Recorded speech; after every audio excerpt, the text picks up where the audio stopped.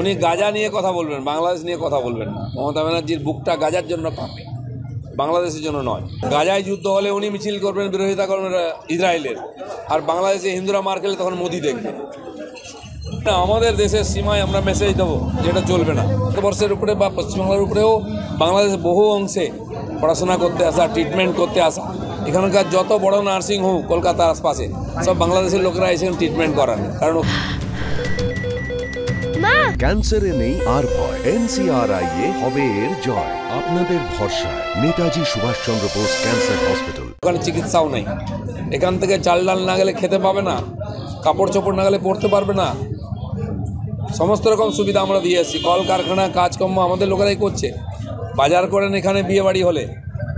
তো আমরা চাই সেই সৌহার্দ্য বজায় থাকুক, সেরকম ব্যবহার হোক। সরকারের পলিসির ব্যাপার আছে, কিন্তু আমরা তো পশ্চিমবাংলার লোক, আমরা তো বলবো, আমরা তো ছেড়ে দেবো না, সরকারকে চাপও দেবো। সবার জন্য ভারতের দরজা খোলা থাকবে। বিশ্বের যে কোনো জায়গায় হিন্দু যদি আক্রান্ত হবে বা মনে করে ভারতে আসবে, সে আসবে। ইসকনের সন্ন্যাসী চিন্ময় কৃষ্ণ দাসকে 5 দিন ধরে জেলে বন্দী করে রেখেছে বাংলাদেশি ইউনিট সরকার। শুক্রবারও তার প্রতিবাদ আছড়ে পড়ল কলকাতায়। এদিনও পথে নামলেন কলকাতা ইসকনের ভক্তরা।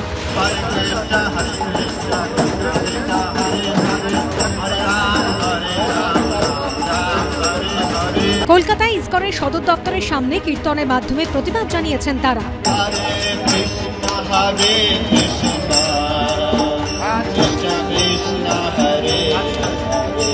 সন্ন্যাসী চিন্ময় কৃষ্ণ দাসের মুক্তির দাবিতে সোশ্যাল মিডিয়ায় সরব হচ্ছেন কলকাতা ইসকনের ভাইস প্রেসিডেন্ট রাধা রমন দাস। কীর্তনের মাধ্যমে সবার ধ্যান আকৃষ্ট করার চেষ্টা করেছি। সব দেশের প্রধানমন্ত্রী, রাজনেতা ওরাও সোশ্যাল মিডিয়াতে আছে, তো ওদের ধ্যান আকৃষ্ট হবে আর ওরা কথা বলবে, এটাতে একটা অ্যাওয়ারনেস ক্রিয়েট হবে।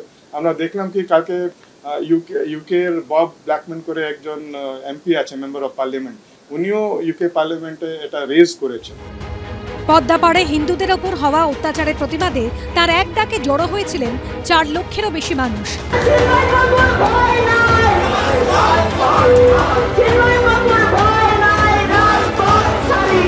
ইসকনের সেই সন্ন্যাসী চিন্ময় কৃষ্ণ দাসের গ্রেপ্তারি ঘিরেই এখন উত্তাল বাংলাদেশ।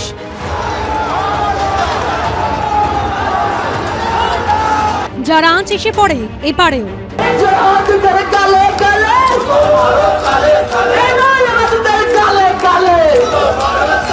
বৃহস্পতিবার শিয়ালদা থেকে বাংলাদেশ ডেপুটি হাই কমিশনের দফতর পর্যন্ত মিছিল করে বঙ্গীয় হিন্দু জাগরণ। বেগবাগানে মিছিল আটকানোর চেষ্টা হলে ধুন্ধুমার বাধে।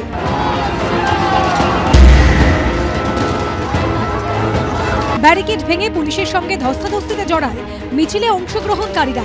ঘটনার পর শুক্রবার বাংলাদেশ ডেপুটি হাই কমিশনের নিরাপত্তা বাড়ানো হয়েছে। নিরাপত্তা বাড়ানো হলো বাংলাদেশ উপ হাই কমিশনের। এবং বাংলাদেশে যে পরিস্থিতি তৈরি হয়েছে সেই পরিস্থিতির পরবর্তীকালে এখানে কিন্তু তার আঁচ এসে পৌঁছেছে। এবং এখানে যে নিরাপত্তা ব্যবস্থা থাকতো সেটা 4টে যে বুথ ছিল সেই বুথে যেমন নিরাপত্তা থাকতো, তার পাশাপাশি একেবারে এখানে 24 ঘন্টার জন্য ফোর্স ডিপ্লয় করা হলো এবং নিরাপত্তা ব্যবস্থাকে জোরদার আঁটাসাঁটা করা হলো। আগে ডেপুটি হাই কমিশনের চারদিকে 4টি পুলিশ কিয়স্কে 3 জন করে পুলিশ থাকতেন। এছাড়াও দায়িত্বে থাকতেন একজন ইন্সপেক্টর। লালবাজার সূত্রে দাবি, এখন থেকে একজন অ্যাসিস্ট্যান্ট কমিশনার পদমর্যাদার অফিসারের নেতৃত্বে 2 জন ইন্সপেক্টর, 6 জন সাব ইন্সপেক্টর এবং 6 জন এএসআই নিযুক্ত থাকবেন। এছাড়াও লাঠিধারী পুলিশ এবং কনস্টেবল থাকবেন 30 জন। মোতায়েন থাকবে পুলিশের পিসিআর ভ্যান।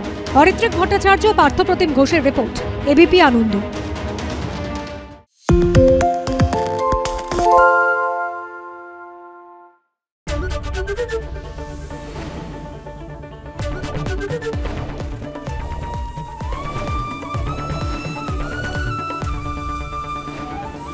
এবিপি আনন্দ, এগিয়ে থাকে, এগিয়ে রাখে।